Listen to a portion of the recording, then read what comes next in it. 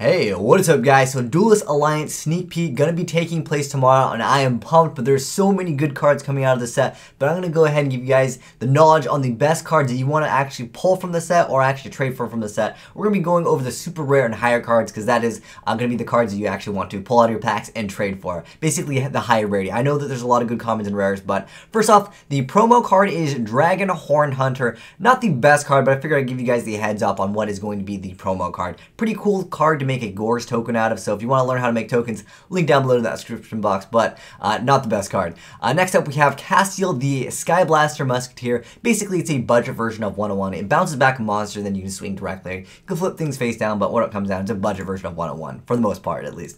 Next up we have all the Yang Zing Dragons. These are actually all going to be high rarity, so if you're interested in playing this and you're a budget player, I'm sorry, because of course you're going to need to play multiples of them too, so it's not like you can just play like one of each. You're going to need multiples and they're high rarity, so enjoy that. Next up for the Shaddols, we got Shaddol Fusion being a super rare, which I think is awesome because you have to play multiples of. Maybe Yang Zings will be actually more expensive than Shaddols, even though I would say Shaddols is arguably more of a competitive deck. Next up we have the Stellar Knight. It's going to be a ghost rare. It also comes in other rarities, but for the most part, it's basically their main card that they like to make in the deck. And also, because Shockmaster is not legal in the TCG, yeah, this card is probably going to be a go-to card for the deck.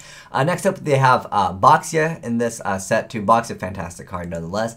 Another great card for a lot of different decks is going to be Azneyeswhitedragon Pendulum Dragon, so a lot of players are stoked to finally get that card. Next we have Dante as a secret rare. It's basically, I don't know if it's really required to play the deck. I would say it's definitely something that would make the deck much better. I don't see why you wouldn't at least try to play 1 to 2 in the deck anyways, if you're playing the Burning Abysses, that is.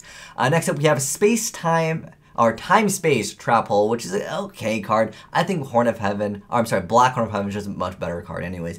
Next up we have Ryza getting the Mega form in this set, so that's kind of cool now that you'll have Ryza if you are one of those guys that collects all the Mega Monarchs.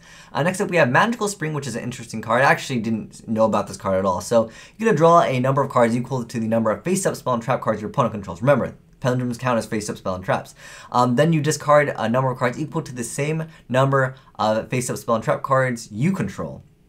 So it's got some utilities, got some little bit of potential there. And then until the end of your opponent's next turn after this card is activated, spell and trap cards your opponent controls cannot be destroyed by battle or by card effect.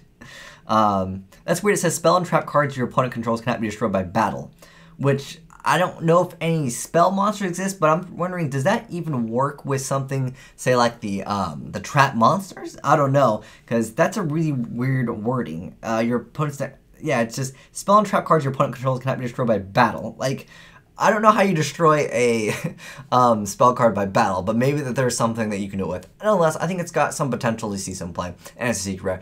Shaddol Construct, which I think a lot of players are excited to see, and this one is going to be an ultra rare.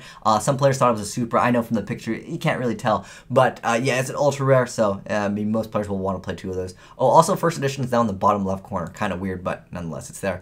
Deneb over here is basically like the Stratos, if you will, of the Stellar Knights. Well, what they called it Winda now? Oh my gosh, I think it was supposed to be called Nightmare or whatever, but this is also going to be ultra rare. Again, the other pictures got released. It looked like it was a super rare too, but it is ultra rare. Then Sinister Shadow Games is going to be, or Facing Shadows, whatever it was called. It got like 5 different names, but anyways, this card's basically, I would say, required to play at least one of in the deck. It just helps out with consistency in the deck. Then the Yang Zing Creation, basically the floater, is an ultra rare, so enjoy that. And then we have Felice coming out into the set, which is good for Lightsworn, so it's kind of cool. This is not going to be a jump promo because that would be kind of expensive. And then we have Reincarnation Dragon Samsara. Not a bad card at all, basically. It's kind of one of those utility cards. If it's destroyed by battle instead of the graveyard, or if this card you control is sent to your graveyard by an opponent's card effect, you can target 1 monster in either player's graveyard except for itself and special summon it. So I think that's not a bad card. Very few things in Yu-Gi-Oh! Allow you to basically reborn from your opponent's graveyard, because that is pretty game-changing, I would say. But if you guys want to actually check out the full entire spoiler list, link down below in the description box to the wiki page, and you guys can check out all the other good commons and rares. There's a bunch of them, like I said, and I think a lot of players are stoked that they didn't print like all the Shaddols as secrets.